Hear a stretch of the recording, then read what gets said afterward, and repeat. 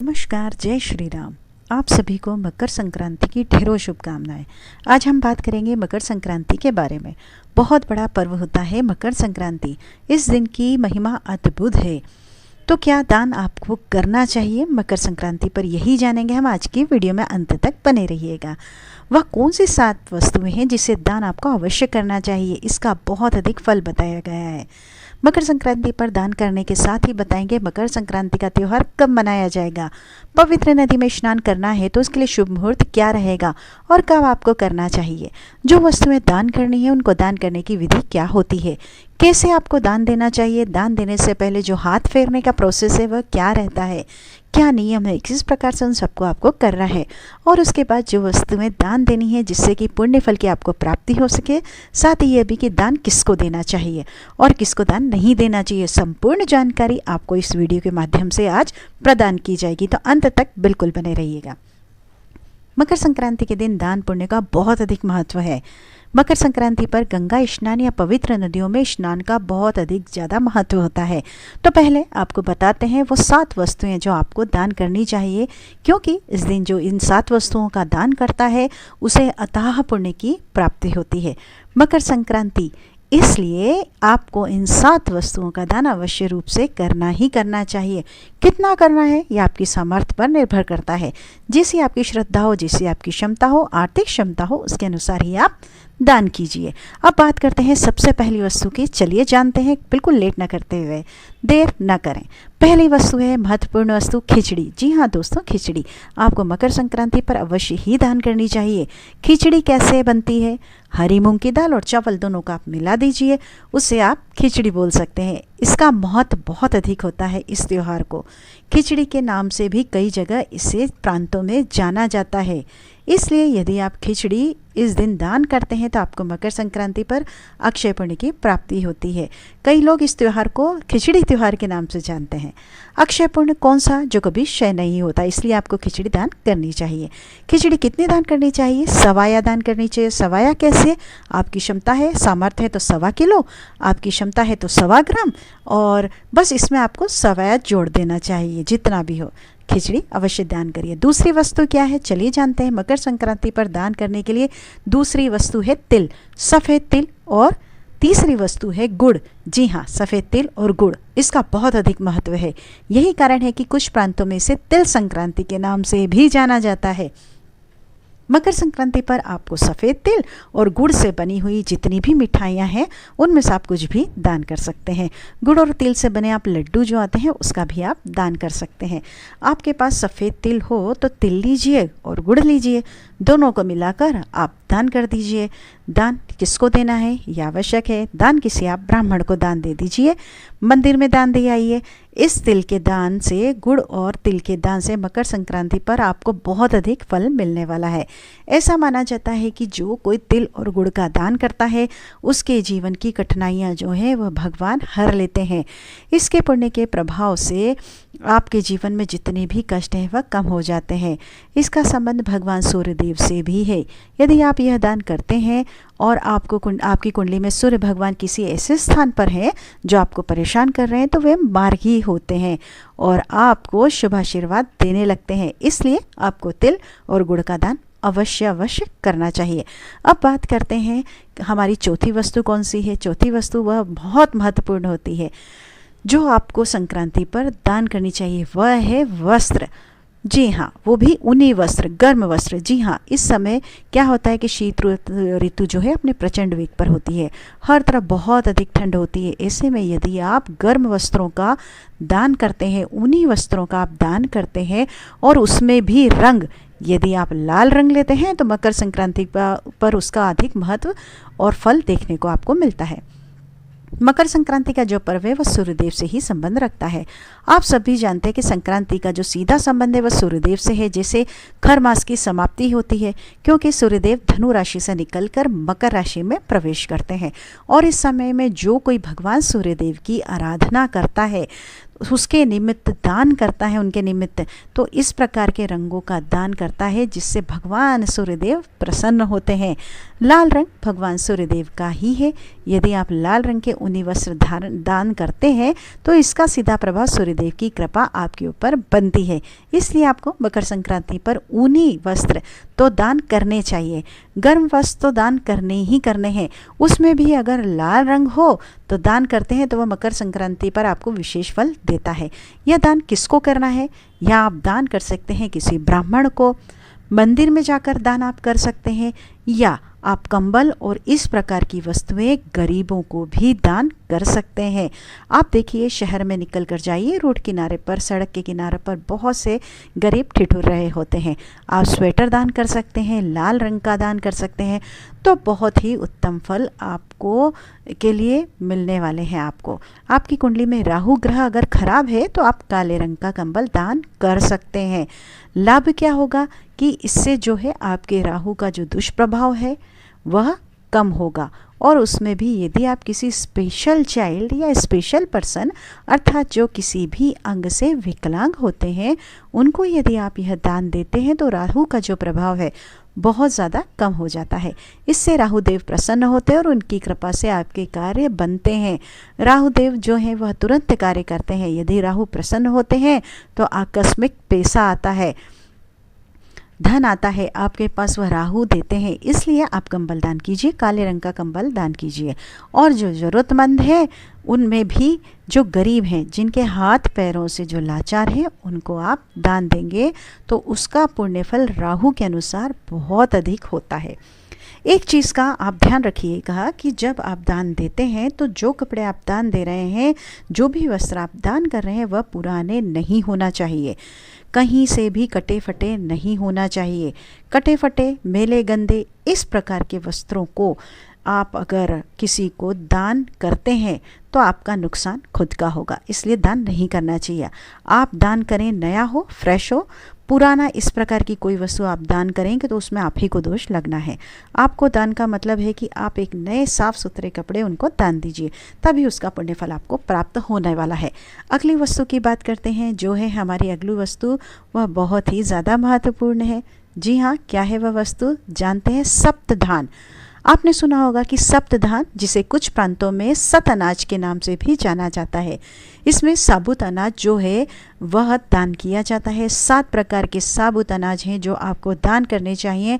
तो इनमें कौन कौन से अनाज आते हैं, इनकी बात करते हैं। सबसे पहले हम जो बात करते हैं, अनाज कौन सा है जिसको कि आप सप्तधान में या सत अनाज के नाम से आप दान कर सकते हैं। सबसे प्रमुख आता है वह है गेहूँ। जी हाँ, इसमें सबसे पहला अनाज होता है गेहूँ। दूसरा अनाज की अगर हम बात करें तो वह दूसरा अनाज कौन सा है? चावल। याद रखें कि जो सप्तधान में आप चावल दान करेंगे वह साबुत होना चाहिए। जैसे खिचड़ी में जो दान करते हैं उसमें आप टूटी फूटी या टुकड़ी वाले चावल भी चल जाएंगे, परंतु जो सतनाजा है जिसे कहते हैं, यदि आप सप्तधान अगर दान कर रहे हैं तो उसमें जो चावल है वह हमेशा साबुत होना चाहिए।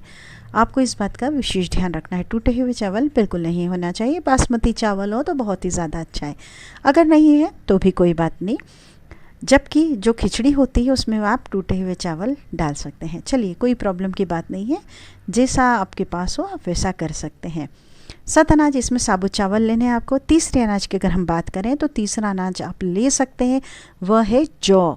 इसलिए लिया जाता है कि जब पृथ्वी पर जो सबसे पहला जो ही पैदा हुआ होने वाला अनाज के नाम से इसे जाना जाता है।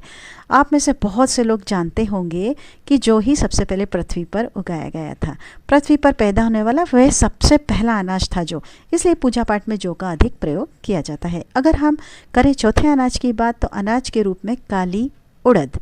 जी हाँ, आप काली उड़द ले सकते हैं। अगर काली उड़द आपके पास नहीं है तो आप हरी मूंग की दाल भी ले सकते हैं। इस प्रकार से जो आप दाल लेंगे वह साबुत होनी चाहिए। बस आपका इस बात को आपको ध्यान रखना चाहिए कि दाल हमेशा साबुत ही लेनी है। जो अक्खी दाल होते हैं पूरी वो लेनी है। सतनाजा मतलब 7 प्रकार के अनाज आपको दान में देने हैं। आपके पास आसानी से अगर उपलब्ध हो जाए तो बहुत अच्छा है। 7 अनाज रख लीजिए। आप अगले अनाज की बात करते हैं। 5वां अनाज हमने क्या बताया है आपको? चना। जी हाँ, चना बहुत ही उत्तम होता है और इसको यदि आप दान करते हैं तो सत अनाज में इसका पुण्यफल आपको बहुत अधिक प्राप्त होने वाला है।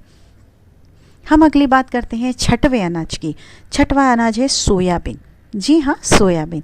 यदि आपके पास ना हो सोयाबीन तो आप उसके जगह राजमा भी ले सकते हैं, मटर भी ले सकते हैं। इस प्रकार से ये आपका हो गया छठवां अनाज। अब बात करते हैं 7वें अनाज की। जो 7वां अनाज के तौर पर आपको क्या लेना है? बाजरा। यह जो है ऋतु होती है, सर्दी की ऋतु होती है। शीत ऋतु में बाजरे का बहुत अधिक महत्व होता है।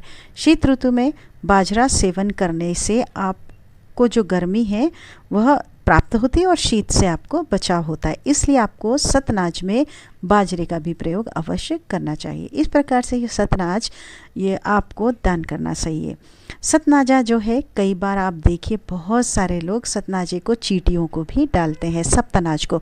यदि आप इन सातों अनाज को एक साथ मिला देंगे, इसमें थोड़ा सा बूरा जरूर डालिए। चीनी का जो बूरा होता है, थोड़ा सा घी डाल दीजिए, जिससे कि चींटियों को आसानी से इसको खाने में खा पाए। सप्तनाज जो दान है वह इसलिए किया जाता है क्योंकि जो कोई सप्त धान का दान करता है उसको कभी भी धन धान्य की कमी नहीं होती। इस बात को ध्यान रखिए। तो जो व्यक्ति सप्त धान दान करता है उसके यहाँ माँ लक्ष्मी का वास होता है, धन के भंडार भरे रहते हैं और जीवन में कभी भी आर्थिक परेशानी नहीं आती है। इसलिए आपको सप्त धान अवश्य दान करना चाहिए। सतनाजा के बाद, सप्त दान के बाद अगली हम बात करते हैं। चलिए वापस से जो अगली वस्तु हमारी है जो हमें दान करनी चाहिए, हम 7 वस्तुओं के बारे में जान रहे हैं। तो 6वें नंबर की वस्तु जो है घी। घी का यदि आप संक्रांति पर दान करते हैं तो उसका पुण्यफल आपको बहुत अधिक बताया गया है। शास्त्रों में, पुराण में बताते हैं कि जो कोई गाय के घी का दान करता है उसके जिन में कभी रोग नहीं आते, उनकी काया सदैव निरोगी रहती है और जीवन में कष्ट सदा उनसे दूर रहते हैं। इसलिए आपको इस समय पर, मकर संक्रांति पर घी का दान करना चाहिए। घी का दान करने से आपको अंतः पुण्य की प्राप्ति भी होती है। अतः बात करते हैं अगले दान की। जो अंतिम जो दान है वह है हमारा 7वां दान। 7वां दान बहुत ही महत्वपूर्ण वस्तु है, वह है नमक। जी हाँ, नमक। आप यदि मकर संक्रांति पर अगर नमक दान करते हैं तो बुरी नज़र से बचाव होता है, नेगेटिविटी एनर्जी से बचाव होता है। नमक का दान आपके जीवन में आने वाले दुखों को दूर करता है, दुखों को आपसे दूर ले जाता है। नमक वह वस्तु है जिसका दान यदि आप करते हैं तो आपको रोजगार में भी कोई बाधा नहीं आती है। आपके घर का जो गृह कलेश है, यदि है घर में कलेश, तो वह समाप्त हो जाता है। आपके बच्चों की जो है आयु लंबी होती है, सेहत अच्छी होती है। इसलिए नमक जो कि इसको सकरात पर दान किया जाता है और इसका महत्व बहुत अधिक होता है। इस प्रकार से यह सारी वस्तुएं हैं जो आपको दान करनी है। अब बात करते हैं कि यह दान कैसे करनी है। देखिए, यह जो भी वस्तुएं आपने रखी है ना, उन सबको एक स्थान पर रखिए। जिस स्थान पर आप रखेंगे, पहले उस स्थान को गंगा जल युक्त जल के छींटे दे दीजिए ताकि वह स्थान पवित्र हो जाए। उस स्थान पर अपने दान करने की जितनी भी चीज़ें हैं या वस्तुएं हैं, उन सबको आप एक एक करके एक स्थान पर रख लीजिए। पहले स्थान को पवित्र कर लीजिए, गंगा जल युक्त जल के छींटे दीजिए, फिर वहाँ अपनी वस्तुएं रख दीजिए। उन सभी वस्तुओं पर आपको दक्षिणा भी रखनी है। जो भी आपकी सामर्थ्य हो आपको दक्षिणा रखनी है। आप 10 रुपये भी रख सकते हैं, 50 रुपये भी रख सकते हैं, 500 रुपये भी रख सकते हैं। जितना भी आपके पास श्रद्धा हो, सामर्थ्य, उसके अनुसार आप जितनी वस्तुएं आपको दान करनी है उन पर दक्षिणा रखें। अच्छा, दक्षिणा इस हिसाब से भी रखनी है कि जो वस्तुएं आप दान कर रहे हैं वो किसी एक व्यक्ति को दान कर रहे हैं या सारी वस्तुएं दान कर रहे हैं। अलग अलग व्यक्तियों को दान कर रहे हैं तो अगर वो वस्तुएं ऐसी हैं जो अलग अलग व्यक्तियों को दान करनी है तो उस पर आपको अलग अलग दक्षिणा रखनी चाहिए। सभी पर यदि एक ही व्यक्ति को दान कर रहे हैं तो उस दक्षिणा पर एक ही साथ एक ही जगह पर रख सकते हैं। तो आपको वो सारी वस्तुएं एक स्थान पर रख दी हैं। स्थान का पवित्रकरण करिए, उन सभी पर दक्षिणा रख दीजिए। अब अपने हाथ में आपको क्या करना है, सीधे हाथ से गंगा जल लीजिए और गंगा जल लेकर श्री विष्णु श्री विष्णु श्री विष्णु, अपना नाम, अपना गोत्र, जिस स्थान पर बैठकर आप संकल्प कर रहे हैं, दान कर रहे हैं, वहाँ का मकान नंबर, क्षेत्र का नाम, शहर का नाम, मकर संक्रांति यम पुण्यतिथियो अमुक वासरे मकर संक्रांति उपलक्षम दानम संकलम सकश बोलिए। सो श्री विष्णु शरणम शरणम प्रपे और वह हाथ जो है, हाथ में जल और उसके वस्तुओं को चारों तरफ से घुमाइए, छोड़ दीजिए। उसके बाद वो वस्तुएं आपको दान करनी है। यदि आप इस प्रकार से संकल्प न कर पाए तो कोई बात नहीं, अपने हाथ में जल लीजिए, भगवान को याद करते हुए सभी वस्तुओं के ऊपर अपना एक बार हाथ फेर दीजिए।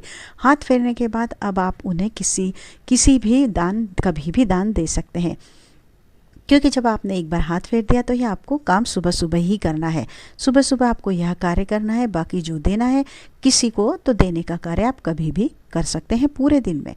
सुबह सुबह आपने अगर मिनस दे दिया, उसके बाद आप अपने कार्य कर सकते हैं। जब आप दान देंगे ना, तो किसी को तो उसकी विधि पता होती है, ठीक है। जिसको कि आप दान दे रहे हैं उसको प्रेम पूर्वक दान देना है, सम्मान देना है, अर्थात आप उसको सम्मान के साथ दान दीजिए। ऐसा नहीं है कि आप सोचिए कि आप बहुत बड़े रईस हैं जो किसी को दान दे रहे हैं, बिल्कुल नहीं। उसका किसी प्रकार से अनादर न करें, अनादर नहीं होना चाहिए। आप प्रेम पूर्वक सामने अपने दोनों हाथों से सामने वाले को दान दीजिए, सर झुका के नमस्कार करके दान दीजिए। दूसरा, जब आपने दान दे दिया है ना, तो उसको भूल जाएं कि आपने कितना महंगा दान दिया है, कितना कैसा दान दिया है। आप पहले ही अपने सामर्थ्य के अनुसार दान दीजिए। ऐसा नहीं है कि पहले आपने दान दे दिया और फिर मन ही मन आप सोच रहे हैं कि आपने तो बहुत ज़्यादा पैसे खर्च कर दिए, इतने नहीं खर्च करने थे, यह वस्तुएं इतने की नहीं लानी थी, इतनी महंगी सामान जो है वह दान में नहीं देना चाहिए था। इस प्रकार के विचार बाद में नहीं आने चाहिए। इसलिए जैसा आपकी पॉकेट अलाउ करे आपको वैसा दान दीजिए, परंतु इस प्रकार की सोच के साथ कभी भी आप न बैठें कि आपको पछतावा पड़े। इस प्रकार के जो विचार हैं वह मन में अगर आप लाते हैं तो दान का कोई महत्व नहीं होता है। मकर संक्रांति का जो त्यौहार है ना, वो साल में 14 जनवरी को मनाया जाता है। पिछले साल 15 जनवरी को मनाया गया था, पर इस बार 14 जनवरी को 10 बजे के आसपास सुबह भगवान सूर्यदेव जब मकर राशि में प्रवेश कर रहे हैं, इसी के साथ मकर संक्रांति लग जाएगी। इसलिए 14 जनवरी को आप यह दान पुण्य का कार्य करेंगे।